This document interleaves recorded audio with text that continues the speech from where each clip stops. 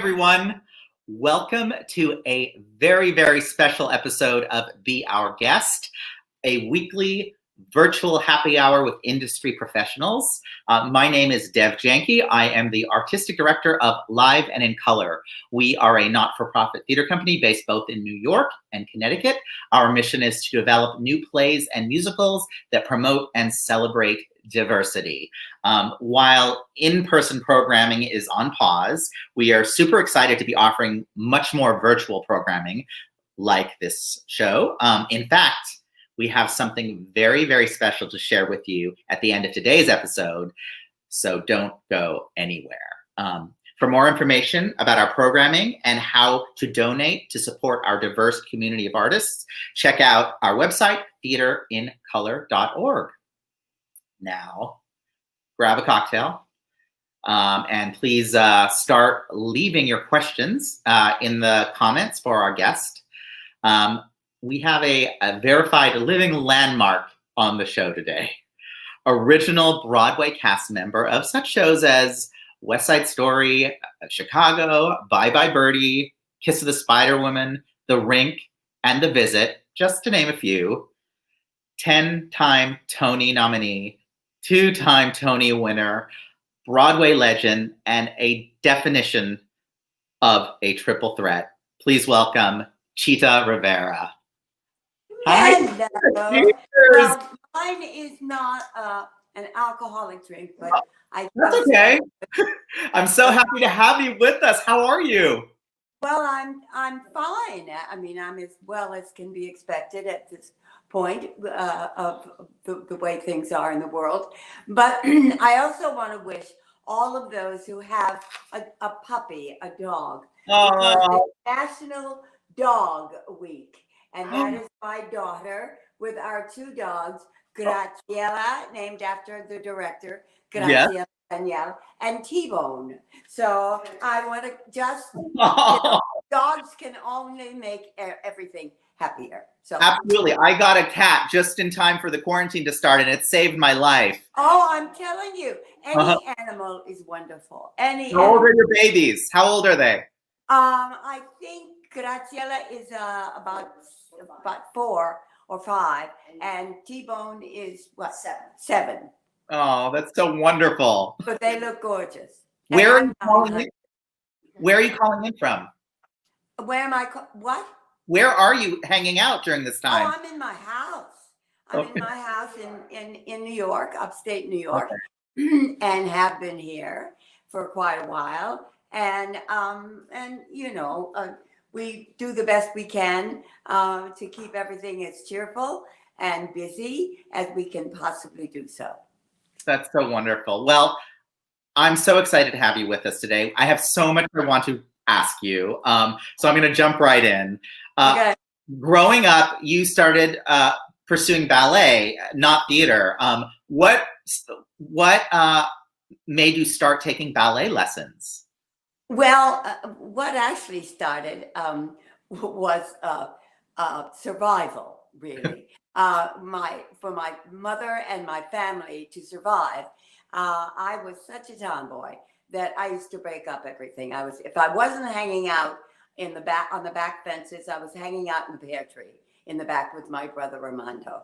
And but I used to jump on the furniture because I was just super energized. And I just jumped from the sofa to the chair and went through the coffee table. So my mother decided that she had to save the house. Actually, my mother was, our mother, Catherine with a K, was always a beautiful woman and wanted to be a dancer herself. That I found out later on after she had tried to save the house. But it's a better story when I say she tried to save the house. But I think with both of them, the house and the fact that if she couldn't, instead of having 5 kids, she couldn't have her career. Well, she actually didn't think of a career. She thought of dance, just pure dance. And so and then my sister Lola, who was a beautiful dancer also, she was younger.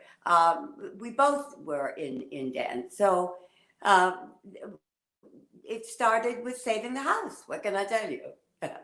And you ended up studying with some of the greats. George Balanchine was a big influence for you, and Doris Jones. Well, Doris Jones was my very first ballet teacher, my very first dance teacher. She was an African American woman from Boston, Massachusetts. She spoke beautifully, and she had this gentle, beautiful face, but she had the goulions of a you know what.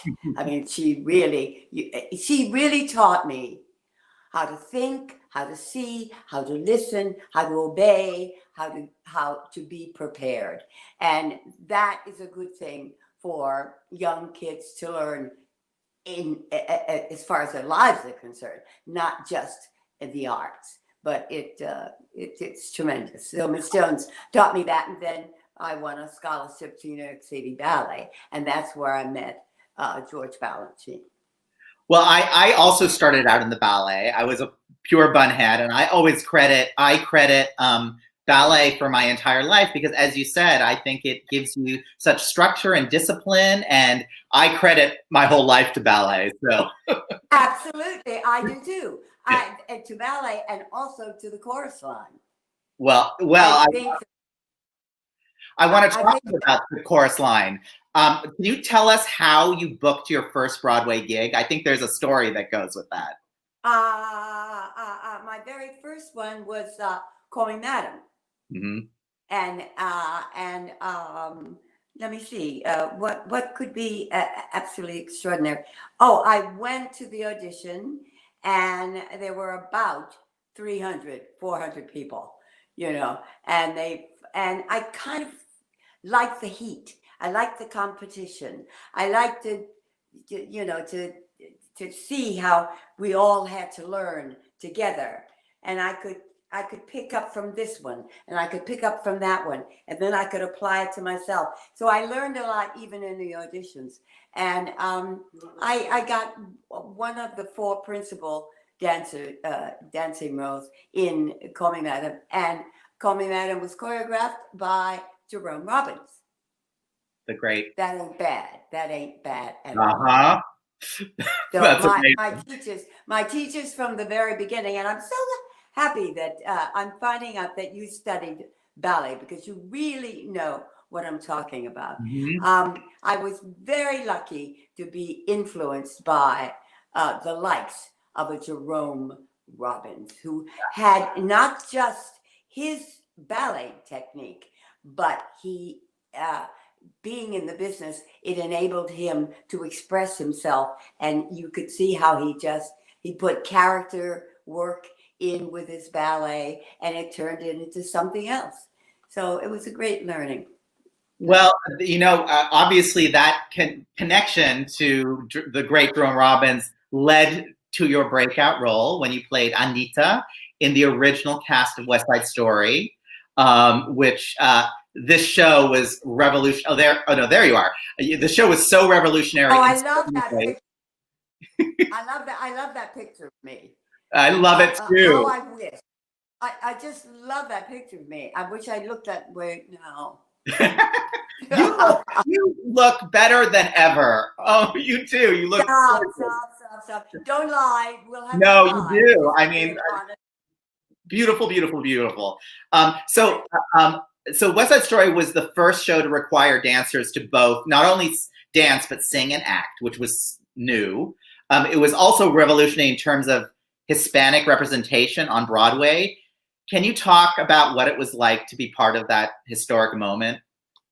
Well, we were so involved with work that we did not realize, I don't think, I can certainly only speak for myself, I did not realize the impact of that Shakespearean theme.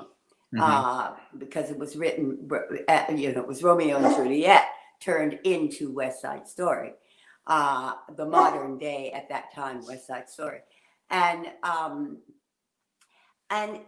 so we were very, very excited about just being there. The excitement of the words, Arthur Lawrence's words, the Mhm. relationships between the Jets, who were at that time in that version, which was the very first, white, and ours was Latin, and it was thrilling to be able to be those people, even though I was not aware at that time at the beginning that we were actually in it. You know, we were actually in it. The creators were the smart ones that knew who to hire, Mhm. knew what they wanted. I didn't know that I was hired because I was Puerto Rican. You Interesting. know, yeah, I had no idea. It was a job to me. It was work to me. That's the way I think. Um, I am extremely proud of who I am, and where my family comes Mhm. from. But I think we are a human race first, and then we make this beautiful potpourri of color, which is why I love the title of your foundation. Oh, Yours. thank you. Thank you. Well, that's exactly what you said, Beautiful. what we are trying to put forward. Yeah. Um, uh, so I want to talk a little bit about West Side Story, which has influenced generations of performers and changed musicals forever.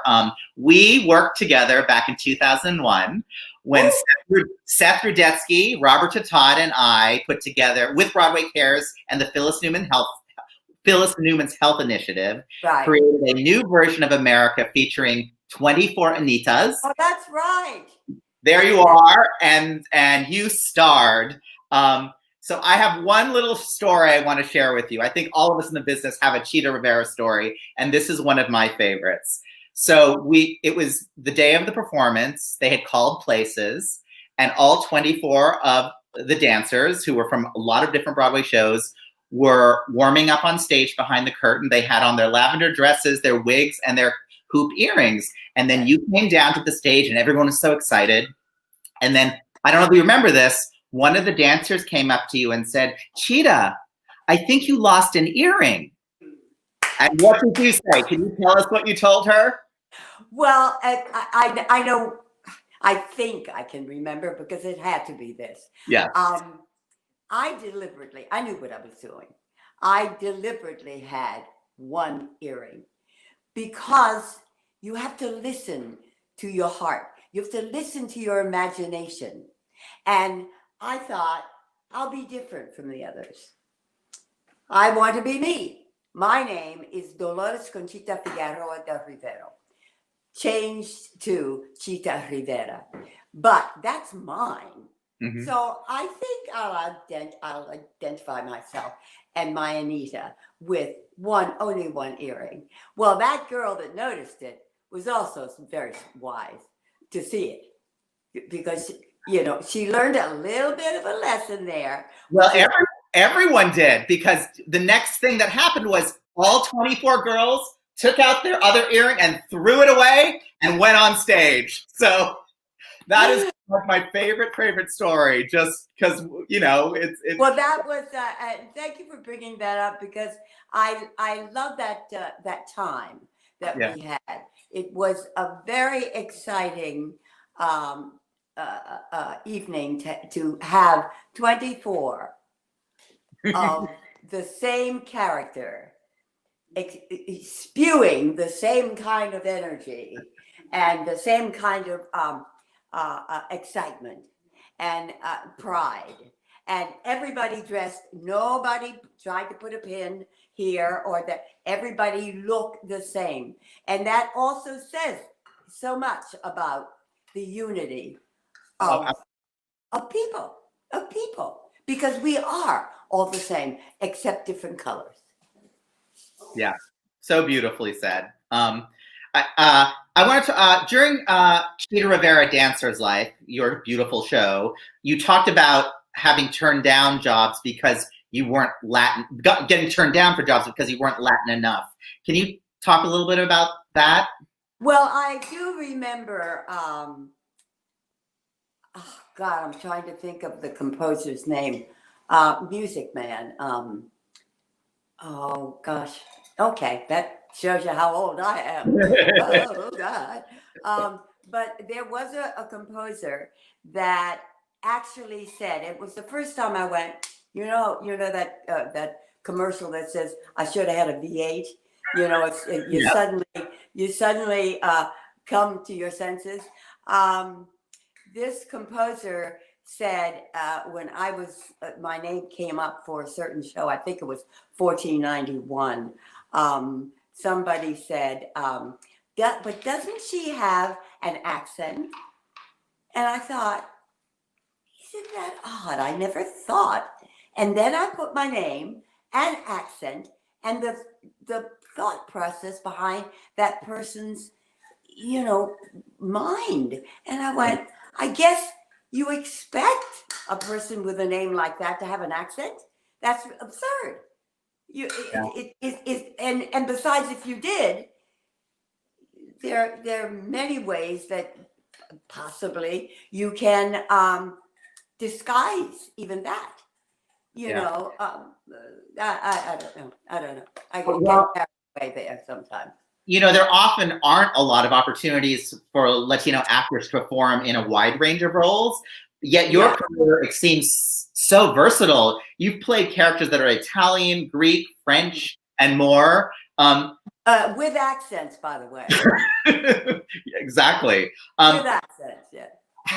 Has your Puerto Rican heritage been part of the conversation when you were accepting these roles? Was that part of the discussion at all? No, not ever. That's why I think if you think universal, Yeah. even though you have your center, it allows you to understand so much more when you're just different. You take the time to get to know Yeah. what the differences are. And it's fascinating because it adds more color to you. But no, that discussion never came up. It could have been the time. There were many wonderful shows at what we call the golden age. That was the golden age. Yes, I would like to have 20 more years left, which I will not have. But if I had to juggle, being born then and being born now, I think I would. As far as the theater is concerned, the golden age was then. There was so much theater, but I don't. There was no that I can recall. Discussion about that. I was just who I am, and I was ready for whatever they threw at me, and that's what I tell the kids today. Be ready as you can. And I think alongside you were so true to yourself, which is like the most important thing, Absolutely.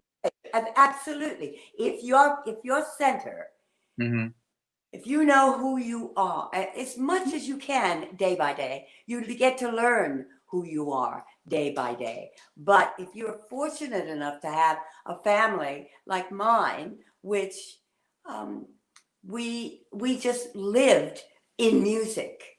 We lived in garlic. We lived in joy and Puerto Rican. We lived in that, and so we were comfortable, and we could move out from there. Does that make sense? Absolutely. It's so beautiful. Yeah. So you starred in Chicago alongside the great Gwen Verdon. This show is now one of the longest running shows on Broadway, but it wasn't a hit initially. What's it like looking back at the show now and seeing how its legacy has changed? Well, legacy changing. I'm not sure about that. Okay. I do still prefer the original version. I think that I was in the room with Bob Fosse when it came out of his head. And it was extraordinary. I was in the room when Gwen Verdon walked in, and this was a woman that I did can with many years before, and she called me into her dressing room and said to me, I was auditioning with a lot of other girls from the show for her understudy, and she called me into her room, and she was the first person that said to me, Chita, you do not at this point have to understudy anyone. You have the ability to have roles made for yourself. So be positive about yourself and know that you can originate some roles of yourself. And that was the first time anybody gave me that kind of courage. And then all of a sudden, blackout, and I am standing beside her, not behind her, beside her, in the same hat, same cane, same fingers, same look. I was on the same level. And that's what I tell the kids too. Just don't fret. Just do your work, and you never know where you're going to end up. And I suddenly went from her dressing room and the chorus to right beside her in Chicago in one of, I think, with Jerry Orbach and Mary McCarthy and Gwen Verdon. Chicago was an extraordinary experience with a cast. That was incredible. And again, another one that I think has changed the face of musical theater and has inspired so many people. Well, that show was so good that its story, because it came at the right time, originally, its story could change. Because I remember I was in California. They asked me if I wanted to do the new version with Annie Reinking, and I love Annie. But I thought, I was doing something else then at the time, and I couldn't do it. And I finally saw the cut down version, and I went, what? But I said, relax, girl, just relax, just look, just that show had such a great story, so many great characters, such a great style that they could afford to cut it down and go with the time, which is acceptable now. I think now people would love to see the original. I would love to see the original. Full version with the orchestra at the top and Stanley up there with it looking at the audience and these staircases. That was extraordinary. There's room for everything. I don't know if you remember Karen Gustafson, who Absolutely. She was my teacher, and she was one of the first female conductors, right? Fantastic. She was extraordinary. She used to play a wicked piano. Yeah. Because anytime you play John Cantor's music, you have to have fingers. You got to have 4 hands to play what he plays. And Karen, she was extraordinary. I loved her as a person also. Yeah, she was amazing. And speaking of the great Candor and Ebb, who wrote Chicago, and also one of your collaborators, Terrence McNally, the three of them created many, many shows, and many of them with you, including your Tony wins for The Rink and Kiss of the Spider Woman. Most recently, you worked on The Visit with them. There you are in Kiss of the Spider Woman, looking fabulous. I love that look. Isn't that a great look? It's totally. That was Ron. That was Ronnie Marshall. It was our Dietrich look. It's it was, very Dietrich. Yeah. Well, why did you love working with these three men so much? Well, first of all, I was blessed because I was chosen to work with them on some pretty amazing pieces. They knew me. Freddie knew me better than anybody else. John got to know me, and I fell in love with him. Terrence got to know me. Freddie and I we kind of went right away because he's got had this wicked. I have a tendency to speak of people in the present tense, even when they're gone, because they're always with me. Freddie had this wicked wit, funny beyond belief, which came out, of course, in his lyrics, in his work. Then he could write the most beautiful love song. A quiet thing. That song, A Quiet Thing. It's one of the most beautiful Comes songs. in on tiptoe. Well, what do you know? It's a quiet thing. I'm in goose pimples when I think of it because there is such beauty in silence, and there's beauty in vocalization also. And John writes the most. John played for dancers for years. He played with Jerry. He played with so many people, but he knew the body. He knew how to make fluid music so that you soared, because he has in his being that feeling of flying. You know, and they're very Germanic too. They're very dark. They can be very dark, as in Cabaret. Yeah. And then, of course, there's Terrence, who knows, who has the heart of a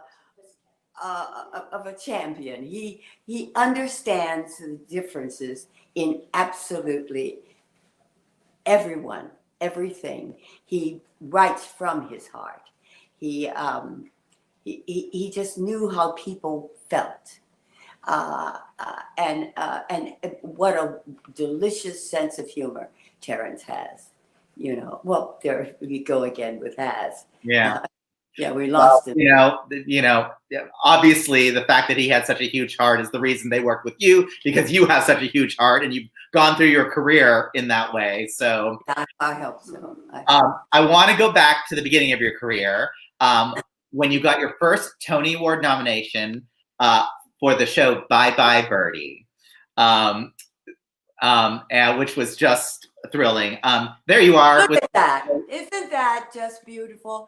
Look at that. That's red, white, and blue too. I just realized I had red, white, and blue on. That was Gower. You know that I just learned something with your putting up that picture. That I always said. First, I did West Side, which was dark and not in all places, but dark and dramatic. And Bye Bye Birdie was Technicolor. Mm-hmm. It was the difference between white and black and Technicolor. And Gower was from films, Technicolor. Yeah. Gower and Marge and Gower themselves were very all-American. So it was like you take the coin and you flip the coin over. And one side was West Side, the other side, totally the opposite.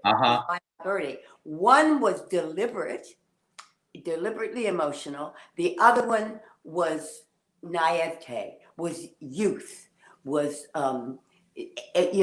children, funny mayors wives, that show their drawers. And the rock and roll singer that was just out there, the Elvis Presley, it was just totally the opposite. And it was a joy to see. And that's why when there was a version that I finally got to see. And I was asked if I would come in to show the Shriners Ballet. Mm-hmm. And I said yes. But then someone said from the company, they thought that the Shriners Ballet was an affront to women, that it was a put down. Well, that was completely wrong. And I knew that person and those that agreed to not doing the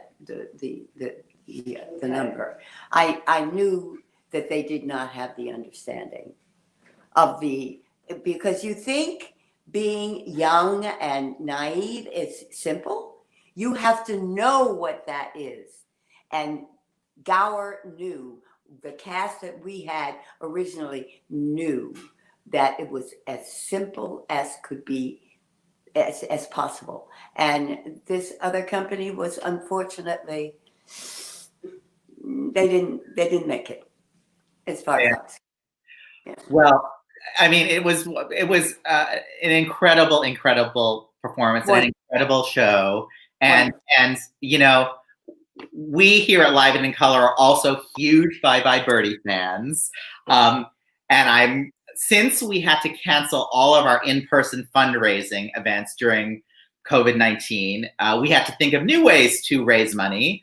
So we decided to ask over 50 of our Live and in Color artistic alumni to film themselves singing The Telephone Hour. It's adorable. Birdie, but doing it Zoom style.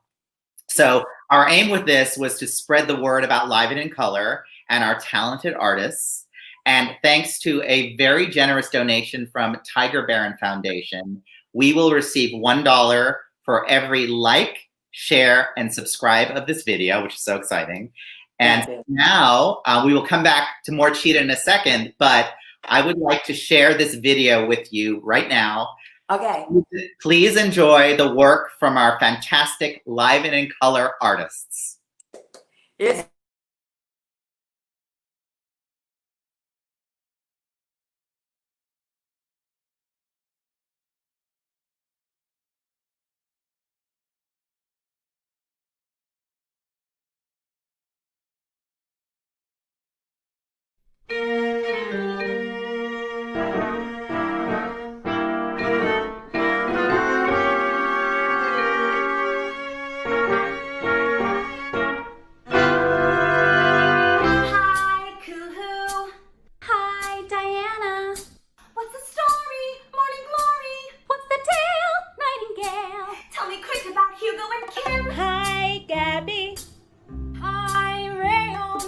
What's the story? Morning Glory. What's the word? Hummingbird. Have you heard about Hugo and Kim? Did they really get pinned? Did she kiss them and cry? Did he pin the pin on? Or was he too shy? When I heard they got pinned, I was hoping they would. Now they're living at last. He's No gone. one's ready for good. Hello, Mr. Hinkle. This is Kenji Kanagawa. Can I speak to Penelope and... Is it true about Kim? Penelope? I just knew it somehow. About the prom. I must call her right up. Saturday? I can't talk to you now. Going steady. know it, man. Going steady. It's crazy, man. Going steady. You know it. It won't last. Not at all. He's too thin. She's too tall. Hello, Mrs. Miller. This is Kenji Kanagawa. Can I speak to Deborah Sue? Hiya, Hugo. Hiya, stupid. What you wanna go get it paid? Well, I heard they got hit. Hey, you I was hoping they would. Lost your Now they're marbles. living at last. Are ya nerdy? Going steady for it. Hello, Mrs. Garfine. Is Charity home from school yet? Did they really get pinned? Going steady. She saw him. Going steady. She dug Now they're him. living at last. Going steady. She nailed Going steady him. for good. You gotta go, that's the way to go. When they got you hooked, then you're really cooked. What you gonna do? What you gonna do? Well, I heard they got pinned. Oh man, I was thinking they would. oh Now man, they're living at last. oh. Going steady for good. Going steady. Going steady. Going steady. Steady for good. Going steady. Going steady. Going steady. Steady for good. He's in love with Kim. Kim's in love with him. Going steady.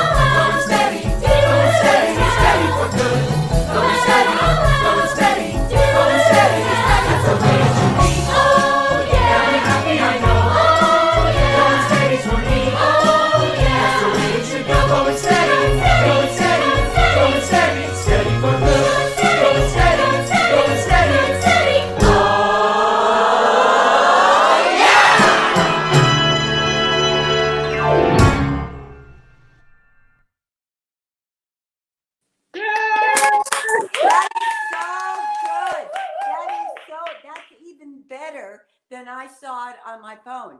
It is so good. I love it. I love all the colors. And I suddenly realized nobody has the old-fashioned telephone. They all Yeah. have the plugs. Yeah. That's really, really good. I congratulate everybody that put that on. Well, I am so blessed to have such an amazing community of artists and such, this team of people who really believe in the mission and, donated their time for this. It's amazing the technology now, right? They all recorded this all individually in their homes, and then it was all put together by our amazing musical director, Ricky Romano, and then our filmmakers, Erica and Andrew put the whole thing together, and our producer, Lauren. So I'm always so impressed that we can still create art even though we are so far apart. Well, it comes from you. Oh. That's why you can you take a situation like this and you make it into art, and you all succeeded in that clip because it was delicious. I loved it. I love the Technicolor of it. The Technicolor, right? I want to know. I can't hear you. I can't hear you. Can you hear me now? Nope. You can't? No? Oh, I can't hear you. Can you hear me? I don't know. What happened? I don't know. One sec. Should we go in and out? I don't know whether you you hear did. me. I can hear you, Okay. but I don't know whether you can hear me. Oh Lord. Everybody can see. How about now? Can you hear me now? Oh, you can hear me, but Technical Should we- difficulties. Nod your head yes. Should we go Can you out hear and me then now? come back in? Can you hear me now? Not a word. not a word. No, that's Let me go back in, out, and go back in. Hold on one sec, okay? yes, absolutely. So thank you everyone who contributed to that video. It was such an exciting time putting that together. And as I said, all our artists volunteered their time and just worked very, very hard. Just a reminder that anytime it's shared, we will get $1 up to $7,500 from the Tiger Barron Foundation. The video is all over social media and YouTube, so make sure to share it. Sure. I can hear you. You can hear me? Yay! Yeah. Welcome back. I actually have just one quick question about the telephone hour. During the show, what were you doing backstage during that number? Do you remember? Well, I'll tell you, when I first heard that number, when I first read that number, I went, oh, this is ridiculous. Because no parent would ever allow their kid to hang on the phone for that kind of time. Well, during that time, they wouldn't have. I mean, we would never been on the phone just hanging out and just talking to each other. But when Gower said it in the cubicles, I went, I should have had a V8, I watched everything. I always stood in the wings when I wasn't changing into another costume. I watched everything because that's how I learned. And that's what I tell the kids. Watch it all, look at it, and grab what you can steal. Great advice. We are getting so close to running out of time, but let's take a few questions from our viewers. Robert Duran says, ¿Cómo está, mi amor? How special was it for you to hear the Latin-infused music of West Side Story for the first time? Oh my gosh. When I first heard that music, I'm in Goosepimples now. Leonard Bernstein really, because he adds himself to it. He adds his gift to whatever it is he does. There were so many rhythms in that show. When I heard America, button to button to ba ba ba, button to button to ba ba ba, button to button to ba ba ba, button to. I mean, it was so exciting that you couldn't stand still. There was nothing else you could do but Peter Gennaro and Jerome Robbins' choreography. That's all you could do. It was so Latin and so authentic and so theatrical that it appealed to, and it was so rich. I was so proud. I was very, very proud. That's nice. Music is something else. Let's take another question. Ian McQueen says, thanks to the Live and in Color team for this one. Would love to know, Chita, what are you most hopeful for when theater returns? Oh gosh. Oh my goodness. Well, I know that the enthusiasm will be there because we cannot wait. I hope that I think that people will be so excited and so grateful to be able to sit in a theater again and hear our stories, see their lives, see their thoughts. I don't doubt the enthusiasm from either artist or audience. I just hope it happens soon. That's all I can pray for. But just get behind the arts because we need the arts. We need that. We need to come away from ourselves in order to get back to ourselves. So true. So true. Let's take one more question. Okay. Yeah, let's see if there's one more to. Okay. Ryan McMillan says, in the wake of Brent Carver's recent passing, does Chita have any memories she can share about Kiss of the Spider Woman and working with Brent? Oh. What a heck of a question. And I'm really glad you chose it. I only hope I can answer it to its fullest because I adored Brent first as a person. Mm-hmm. We had, pardon me, he was a very private person. He was an actor's actor. He was a human being that kept himself very close and very protective, but he was always there with you. You could see John Kander said this, and I hope I can say it well enough. You could tell, you got to know Brent through the characters that he played. Yeah. That's how he enabled you to see him.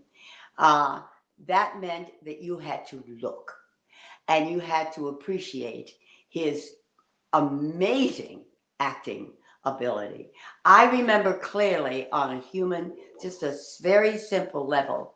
I picked him up from his hotel, and I had a limo. Brent was really uncomfortable riding in the back of that limo. He was really uncomfortable. He felt as though he was putting himself above anyone else driving in the back of a limo. So he insisted upon sitting in the front. And I caught it.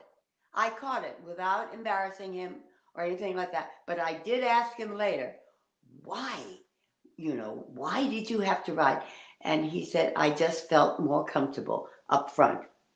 And I went, okay. I got to learn something about Brent. But I take my hat off to Brent Carver because I learned so much. All right, this is the most important thing. I was standing in rehearsal, standing on a ladder, not knowing what I was going to do next because I had the difficulty of finding the Spider Woman, the movie star. I was all in Brent Carver's head as that character. I was in his head. So I had to find out how to play these roles. And I'm looking down, and in one scene, I went, oh my God, there she is. And I got my character from Brent Carver's creating his character. Now, I hope you understand that, because that was a very big deal that day. I don't know if I ever would have found that character. Well, I feel blessed to have witnessed your performance in that and his performance. I mean, Oh. I feel fortunate to have gotten to see you so many times on stage. So You're not that old. How old are you? Don't make my well, mistake. you know, the brown jeans. You know, it's